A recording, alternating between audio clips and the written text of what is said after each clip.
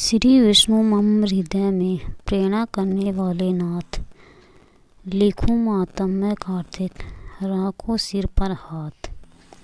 राजा पत्थरों ने पूछा, हे नारद जी, जब आप यह कहे कि भगवान विष्णु ने वहाँ जाकर क्या किया तथा जलंधर की पत्नी का प्रतिव्रत किस प्रकार भ्रष्ट हुआ।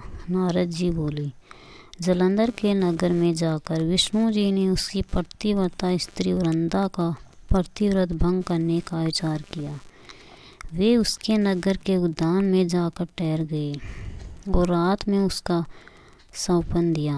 वह भगवान विष्णु की माया और विचित्र कार्य पद्धति थी और उसकी माया द्वारा जब वृंदा ने रात में वह सौंपन देखा कि उसका पति नग्न होकर सिर पर तेल लगाई मैसी पर चढ़ा है, वह काले रंग के फूलों की माला पहने हुए है तथा उसके चारों हिंसक जीव हैं, वह सिर मुंडवाए हुए हैं, अंधकार में दक्षिण दिशा की ओर जा रहा है, उसने नगर को अपने साथ समुद्र में डूबा हुआ इत्यादि बहुत से सौंपन देखे। तत्काल ही वह सौंपन का विचार करने लगी।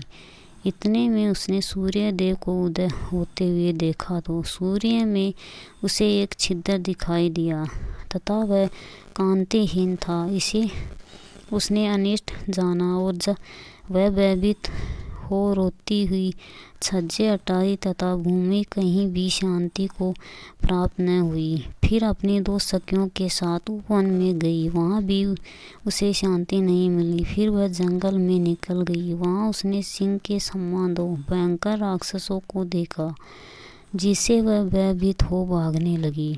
उसी क्षण उसके समक्ष अपने शिष्यों सहित शांत मौनी तपस्वी वहाँ आ गया। भयभीत वृंद उसके गले में अपना हाथ डाल उससे रक्षा की याचना करने लगी। मुनि ने अपने एक ही हुंकार से उन राक्षसों को भगा दिया। वृंदा को आश्चर्य हुआ तथा वह भय से मुक्त हो मुनिनाथ को हाथ जोड़कर प्रणाम करने लगी। फिर उसने मुनि से अपने पति के संबंध में उसकी कुशल क्षेम का प्रश्न किया। उसी समय दो वानर मुनि के समक्ष आकर हाथ जोड़े खड़े हो गए और ज्यों ही मुनि ने ब्रह्मकुटी संकेत किया त्यों ही वे उड़कर आकाश मार्ग में चले गए। फिर जलंधर का सिर और धड़ लिए मुनि के आगे आ गए। तब अपने पति को मृत हुआ जान वृंदा मूर्छित हो पृथ्वी पर गिर पड़ी और अनेक प्रकार से दारुण विलाप करने लगी। पश्चात उस मुनि से कहा, हे कृपानिधि, आप मेरे इस पति को जीवित कर दीजिए। पतिव्रता दैत्य पत्नी ऐसा कहकर दुखी साहसों को छोड़कर मुनीश्वर के चरणों में गिर पड़ी। तब मुनीश्वर ने कहा, यह शिवजी द्वारा युद्ध में मारा गया है, जीवित नहीं हो सकता, क्योंकि जिसे भगवान शिव मार देते हैं वह कभी जीवित नहीं हो सकता। परंतु शरणागत की रक्षा करना संत धर्म है। इसी कारण कृपा कर मैं इसलिए जिलाए देता हूँ। नारद जी ने आगे कहा, वह मुनि साक्षात विष्णु ही थे जिन्होंने यह सब माया फैला रखी थी।